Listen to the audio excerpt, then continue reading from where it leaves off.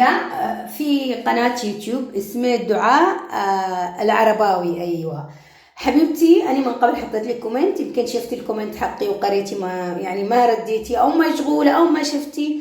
وين شفتي قناتي واني أعتقد تشوفيها، فتابعي القناة للأخير وحطي لي لايك واشتركي بقناتي وفعلي الجرس، كما أنا مشتركة بقناتك وفعلي الجرس حبيبتي دعاء. على العموم أنا برد لك على لما قلتي يبقي صابون يعني يحطونه بالسيفون. أكبر غلطة لما تحطي البواقي الصابون بالسيفون أو أي مواد، هذا شب الفؤاد يا جماعة. أنا أنصحكم اعملوا للآباط، بعدين بكلمكم على هذا حق الآباط. فأني أقول لكم ما تحطوش أي صوابون، أي بواقي صوابين أو صوابين ريحة أو صوابين كلر أو مثلا في دقي خاص كده، دقي حاجات خاصة حق السيفون. لا تحطيش أي متابعة تسمعني من نصيحتي، لا تحطيش، لأنه يخرب عليك السيفون ويخرب عليك الجلسة التواليت. تخيلي الكلر ده لما تعمليه دائما وبعدين يبقي بالسيفون يسبب رطوبة وكلر.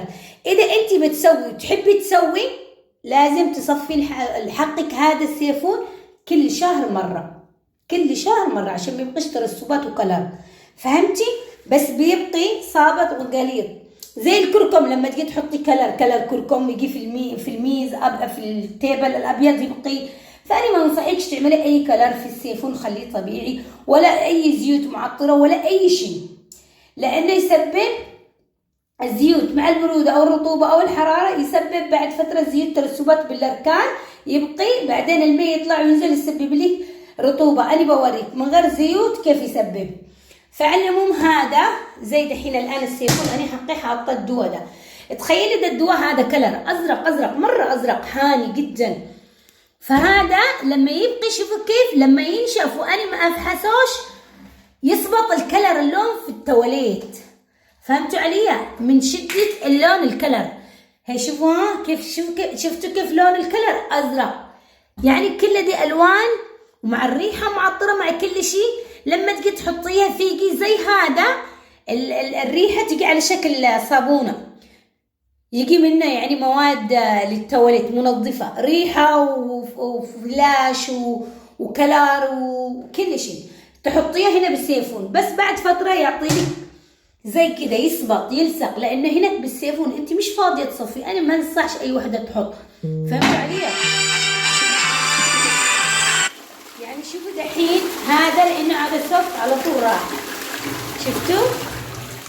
لكن لما هي هنا دق بالقوالب بصفي. هنا وياي كان التليفون اتصال جالي من وحده صاحبتي. على العموم حبيت بس انصحكم وافيدكم. خليني اوريكم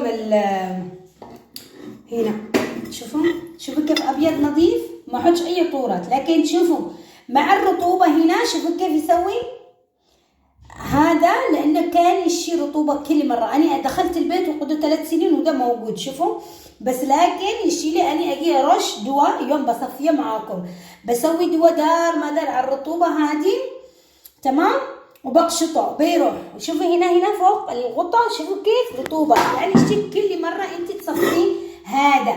تخيلوا بس تحت شوفوا كيف نظافه معلم، لان ما احطش لا صابون ولا معطرات ولا زيوت، وما انصحش اي وحده تحط اي صوابين اي ريحه اي معطرات.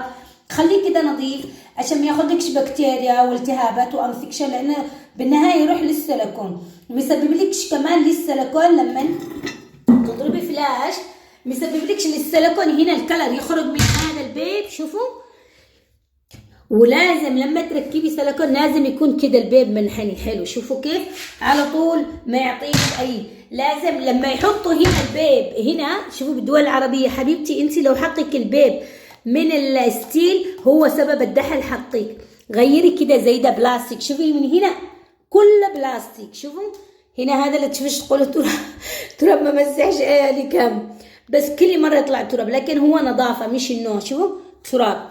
فانت هنا هذا سوي زي ده بيب بدليه. هذا لما تحطه هنا معدن او ستيل هو اللي يسبب صدى وكلر. انا شفت حقك الجلسه في من تحت شوفوا ما يطلع كلر. ليش؟ لانه ما في ستيل، كله بلاستيك ما في حديد. فعندهم هنا الحمام حقي شيلوا افحصوا وسخ، يعني تاخذونيش على المنظر. لازم احط الكلوركس هذا بس تحطيه ككلر، او لحد دخلت سواليت يبوه ما يجيبوش العيال كلاب هنا وين. فان شاء الله تكونوا استفدتوا من هذا. عند الحمام المفروض ما تكون. خلينا اكلمكم على هذه شوفوا يعني انا الان الحمام مش نظيف علي ما صفيته. شوفوا على تياب معايا بالده. هنا دي الكونه، هذا التواليت بتاعي.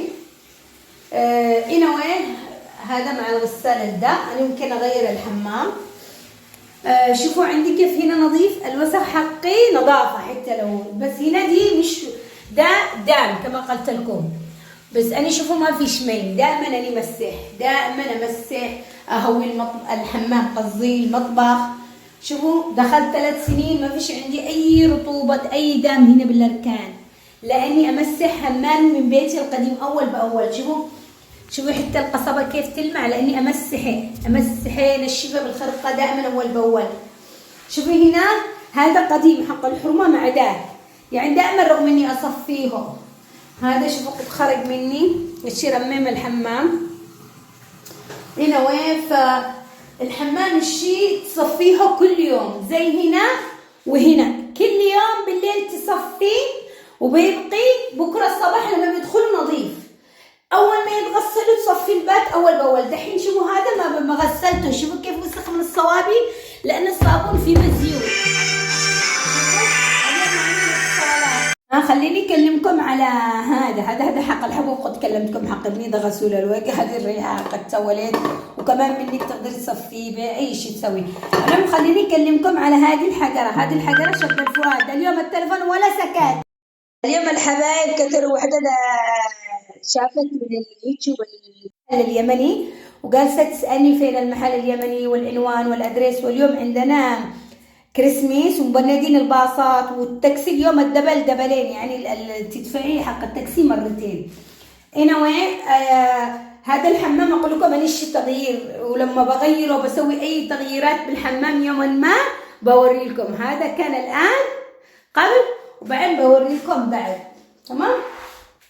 هذا حاليا حمامي. تمام. وهنا الباب وهنا هذا الدب بوري لكم لما يقع في تغييرات. شوفوا هذا الثياب معايا مليان التصبين. على العموم زي ما قلت لكم هذه شب الفؤاد. تمام. هذه شب الفؤاد حلوه الحجر. بعد ما تتغسلي على طول افحصي فيه. تمام. هي تجي بيضه صورت لكم من المحل كيف حلوه، تخلي لك يمكن يومين ولا تجي لك عرق اباط ولا في ريحه الكور كذا بالمعنى ولا شيء. والناس اللي يحسوا رجلهم كمان تعرق تقدري تملسي رجلك. حتى تستخدم للاماكن الحساسه بس للريحات والالتهابات والانفكشن.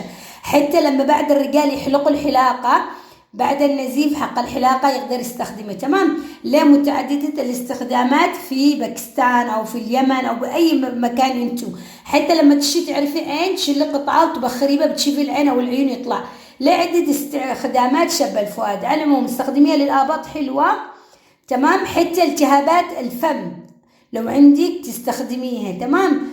فأني قربتها لما كان عندي التهابات. على العموم في له عدة استخدام، فحبيت افيدكم. أنا الصراحة ما استخدمش أي لا سبراي ولا بوتر حق الآباط ولا شيء. استخدم هذه شب الفؤاد وصورت معاكم ليه آسام متعددة. تمام. هي تجي لونها بيضة بس لان احنا نستخدمها كده زي الحجر. وانتي اول ما تستخدميها كوني كده اعملي بليها وعاد اباطك تكون رطبة واعملي وافحصي بالمكان اللي ده. شوفي بتقولي صح كلامك يا يوسف. للناس اللي ما يعرفوش بس حبيت اعرفكم. يلا يومكم سعيد. اذا وصلتي معي لهنا اشتركي بالقناة وفعلي الجرس وحط اللايك. اليوم التصوير بالتواليت. خليني افتح قليل ما فيش بس احس كتمه لاني لصيت بخور. تمام. وهو حين كمان مع البخور ده. وكما قلت لكم السيليكون لازم تصفي كل شهر او شهرين تصفونه. التواليت تصفي اي حرمه شاطره في البيت. عندنا اللي احنا نقول البيت في اليمن او العرب او دول الخليج البيت يبان نظافته بايش؟ بحمامه ومطبخه. يعني هذا المكانين اللي لازم يكون نظاف، الحمام والمطبخ. يعني كل يوم في الليل تصفيه تصفيه. والحب بعد ما تغسلي الحمام بعدين انت اول باول بعد ما تدخلي العيال اضربي ماء اعملي دواء امسحي كده ورا العيال. تمام. يلا.